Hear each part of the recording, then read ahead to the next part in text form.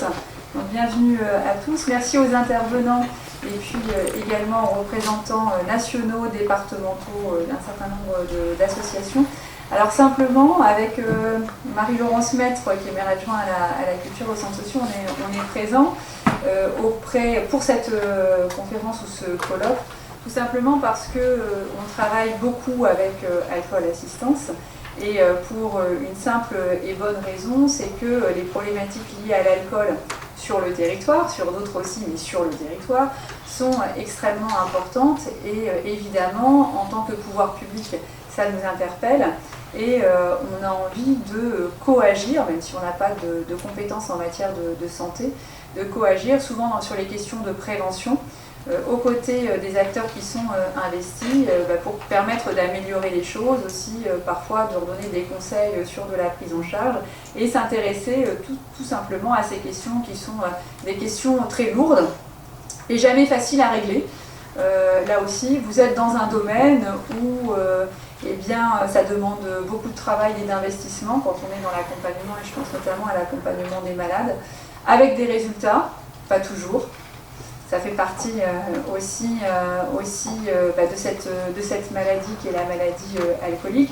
Et donc ce que je disais, si on est là aussi, c'est à la fois parce qu'on a envie d'agir sur les campagnes de prévention. Et je pense que la collectivité peut être intéressante à cet effet, quand il y a des messages à diffuser. Et puis un peu par amitié, auprès de Dominique Bouvier et puis de Gérard Hervé, qui, j'aime bien le dire, font un travail formidable et tout en discrétion auprès de malades, auprès de familles également, avec un téléphone qui est toujours disponible 24 heures sur 24 et c'est bien important. Donc aujourd'hui on est sur une thématique plus particulière, sur laquelle on a finalement tous, non peut-être pas ici, puisque là il y a des publics avertis, mais généralement le grand public a de mauvaises connaissances. Et si on en parlait plus et mieux, on pourrait peut-être éviter un certain nombre de problématiques. Alors je dirais pour la plupart des personnes, qui sont des personnes qui peuvent maîtriser leur consommation, en revanche il y a toujours un défi qui est la future maman qui elle est malade alcoolique, sur le fait de pouvoir freiner, restreindre ou stopper complètement. Et là on sait que ce sont des sujets qui sont extrêmement difficiles. Alors je voulais remercier évidemment tous les acteurs qui sont présents sur le territoire, qui s'investissent sur ces questions, et puis redire que nous, de notre côté, on a cherché aussi à s'investir sur deux champs, celui des agents de la collectivité, puisque finalement travaillent à peu près 1200 personnes sur la ville et sur la communauté d'agglomération. Donc quand on peut diffuser les messages auprès de 1200 personnes, c'est 1200 familles quelque part. Et donc on avait recommencé des sessions de formation de nos personnels. Ils sont tous passés, sans exception quasi. Oui. Ouais, il y en a qui ont séché ? Oui. Bon, on les remettra. Voilà. Mais c'était important. Donc, alors là c'est pareil, quand on fait les sessions de formation, pourquoi il y en a qui sèchent, on n'a jamais tellement envie d'aller aborder ces questions. On a toujours mieux à faire que de venir sur ces sessions de formation, et pourtant, que ce soit dans son propre entourage, que ce soit dans les pratiques professionnelles, on a énormément à apprendre et à partager sur les questions liées à l'alcool. Donc ça c'est un premier champ sur lequel on s'est bien investi avec vous cette année. Et puis ensuite, c'est le travail que l'on peut faire auprès des publics scolaires, qui est important également. Alors notre support c'est la Maison L'Égalité et du Droit. Et à nouveau cette année, avec Sandrine Dio, qui est la responsable de la Maison de l'Égalité, on interviendra, alors souvent on aime bien sur les niveaux de collège, pour interpeller. Alors souvent on prend des acteurs qui sont plutôt liés au monde du théâtre, pour par des chemins détournés, interpeller un certain nombre de jeunes qui peuvent être concernés de près ou de loin, et puis ensuite permettre en toute confidentialité peut-être d'avoir un premier contact, c'est souvent ce qui est le plus utile. Mais c'est jamais facile, c'est souvent ingrat, on ne voit pas toujours les résultats, mais les campagnes elles doivent être menées avec enthousiasme, avec répétition surtout.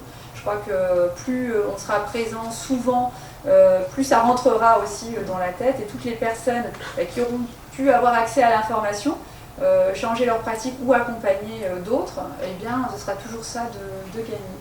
Voilà, merci beaucoup à tous les deux et puis aux intervenants d'être présents. Je cède la parole à Gérard. Madame Marie-Laurence Maître, mesdames et messieurs, en vos titres et qualités, Tout d'abord, je voudrais remercier l'ensemble des bénévoles qui sont présents toute la soirée pour vous satisfaire du mieux. Je voudrais remercier M. François Gauthier, directeur du centre hospitalier de Saint-Quentin. Je voudrais remercier aussi Mme Christelle Bourson, qui est directrice de communication. Je voudrais remercier Madame Dominique Delzen, qui est sage-femme coordinatrice du pôle couple mère-enfant. Je voudrais aussi remercier le docteur Séverine Leroux, qui est parmi nous ce soir. Comment ? Je suis juste puricultrice. Ah bon, juste puricultrice. Bon, oui, ça viendra. Oui. Je voudrais remercier la presse écrite et audiovisuelle. Je voudrais aussi remercier Guy, qui depuis quelques mois maintenant nous suit partout, quelles que soient nos interventions. Alors, notre association a pour but l'aide et l'accompagnement des personnes en difficulté avec l'alcool, et nous faisons aussi de l'information à leur entourage. Et nous faisons aussi, Madame le maire le disait tout à l'heure, de la prévention sur les risques liés aux consommations de produits psychoactifs, dont on a encore fait une large part cette année. C'est pourquoi nous avons décidé cette année de vous présenter lors de la journée internationale du SAF, qui se déroule aujourd'hui, un colloque sur la problématique du syndrome d'alcoolisation fœtale. Depuis de nombreuses années, nous faisons de l'information sur le SAF avec, pour la première fois, ici même dans ces lieux, en 2005, puisque c'était notre première intervention à l'hôpital de Saint-Quentin,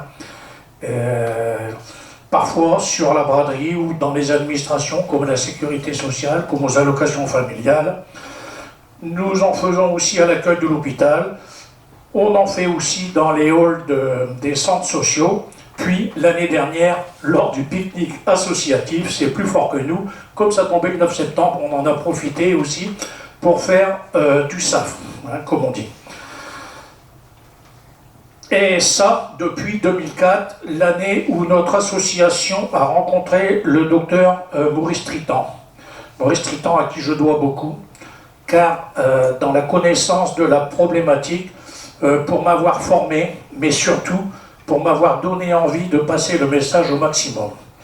Évidemment, nous n'allons pas pouvoir approfondir comme on voudrait, mais au moins nous susciterons certainement des interrogations, et je vous invite à prendre les coordonnées des uns et des autres afin de trouver des réponses à vos interrogations. Si vous souhaitez à tous et à toutes une bonne soirée riche en informations. Comme Dominique, tu as le micro à côté de toi, je vais te demander de te présenter très succinctement. Dominique Bouvier, je suis 30 ans maintenant. Je suis bien sûr bénévole. Et si je suis à la tribune, c'est parce que Gérard m'a demandé de participer pour élargir le débat. Non pas pour recadrer, parce que je sais que les réponses, les questions vont être nombreuses, fréquentes et de qualité. Et je vais donc m'évertuer à mon tour pour participer le plus directement, le plus correctement et le plus humainement possible à notre colloque. Voilà, j'en ai fini pour l'instant. Bonjour, donc je suis le docteur Perrin, Jean-Jacques. Je suis médecin généraliste et j'ai travaillé depuis 15 ans comme médecin généraliste au centre de psychothérapie qui est en face. Et depuis 10 ans en plus au XAPA du centre hospitalier, dont je suis responsable depuis 6 ans. Et en même temps, depuis 1 an, je travaille au XAPA Opélia, qui est le XAPA associatif, qui est l'autre XAPA de Saint-Quentin. Et on remplit les mêmes fonctions dans les deux XAPA. Donc on navigue entre les associations, les mairies, les villes, etc., et les territoires. Le territoire N-Nord. Et depuis le mois de février, je suis le médecin coordonnateur de l'équipe mobile d'addictologie, EMA, EMAA, dont vous avez peut-être déjà entendu parler, ou vous entendrez encore parler, j'espère, dont la principale mission est de contacter et de remettre dans le circuit du soin les gens qui ne le sont plus. Donc des gens qui en général sont en situation complexe, que ce soit médico, psycho, socio-éducative. Et donc sur signalement d'un partenaire au sens très large, c'est-à-dire que ça peut être le conjoint, la conjointe, la sœur, le pharmacien du coin, le médecin, vous. Et à ce moment-là, on nous contacte et on va voir les gens chez eux en général pour évaluer la situation et puis savoir ce qu'il y a à faire. On ne va pas tout faire, mais on va remettre en route le circuit de soins. Souvent, ça commence par les droits. Après, on voit un peu où ils en sont au niveau santé. Moi, je vais développer les visites à domicile. Je serai coordinateur plus actif localement. Donc, j'irai voir avec les équipes. Donc, l'équipe, c'est éducateurs spécialisés, psychologues et infirmières qui viennent de psychiatrie. Et donc, on va aller voir les gens chez eux pour les remettre en route, si possible. Voilà. Pour ce qui est du SAF, donc c'est ma vision, mon approche personnelle, c'est un syndrome qui est largement méconnu, et des médecins, dont je fais partie, et du grand public, et des femmes enceintes entre autres. C'est quelque chose qui est très méconnu.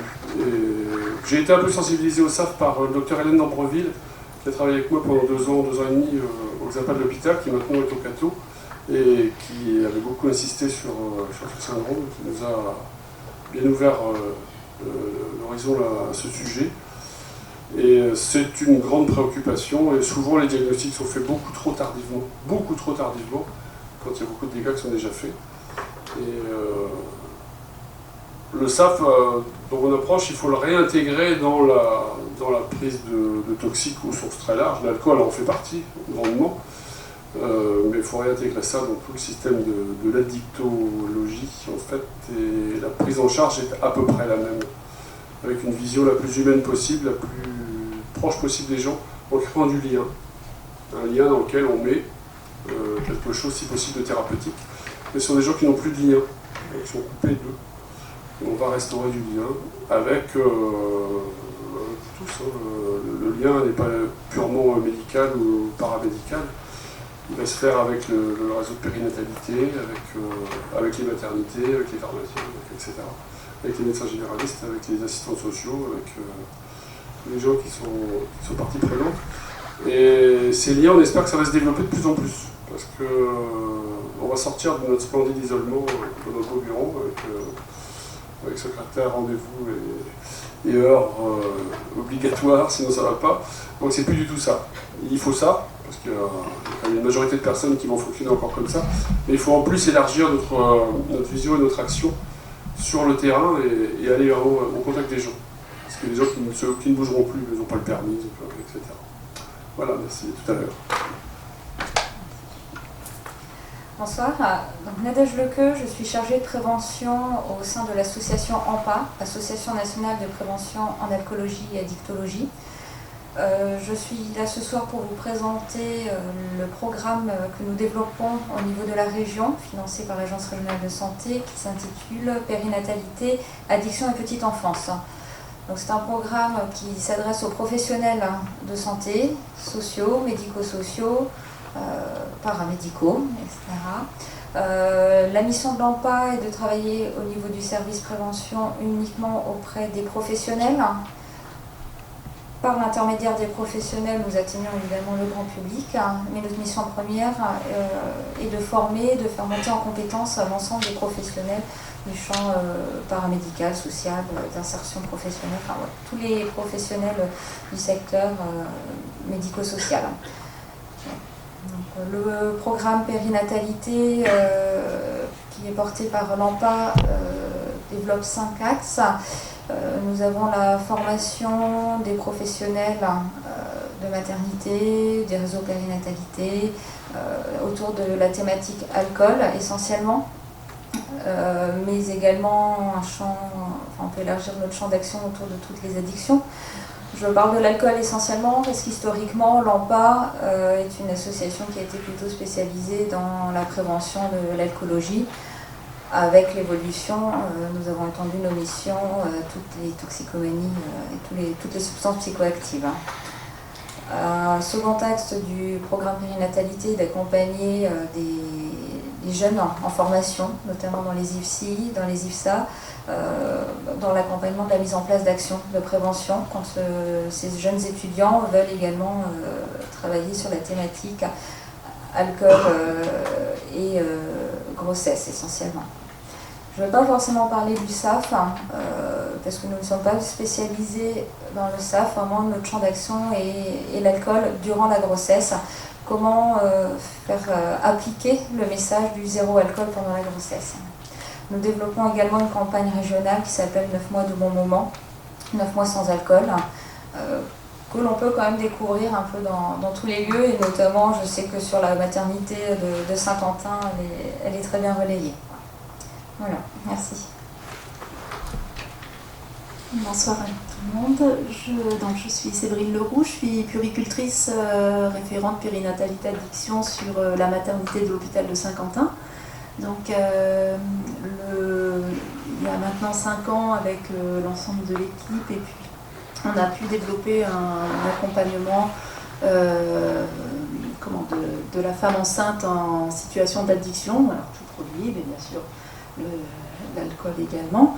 Le but ça a été de pouvoir d'emblée faire de la maternité un lieu bienveillant où ces mamans-là n'arriveront pas avec une étiquette sur le front, avec l'impression d'être jugées et puis d'avoir qu'une envie, c'est d'en partir. Et puis de tout faire pour qu'il y ait une relation mère-enfant qui s'instaure et qui soit de qualité. Donc tout ça, ça passe par un accompagnement sur la grossesse qui va mettre en avant toutes les vulnérabilités, avec des parcours tout à fait divers. Et avec le but, c'est de pouvoir étayer cette prise en... Parce que le constat est venu que des mamans qui étaient addictes, et même sous traitement de substitution, quand elles étaient enceintes, au mieux, ce qu'elles avaient envie, c'est de partir des structures de soins parce qu'elles ne voulaient pas qu'on les voie avec ce gros ventre dans ces... Bon, voilà. Donc elles partaient du parcours de soins. Donc notre but, en 2 mots, c'est vraiment de les accompagner au mieux, de lever toutes les vulnérabilités, d'étayer leur parcours et de les suivre aussi à la maternité et après. Donc voilà, avec mes collègues sages-femmes et c'est le travail que l'on fait. Avec bien sûr un travail de prévention, avec la ville également, avec différentes actions.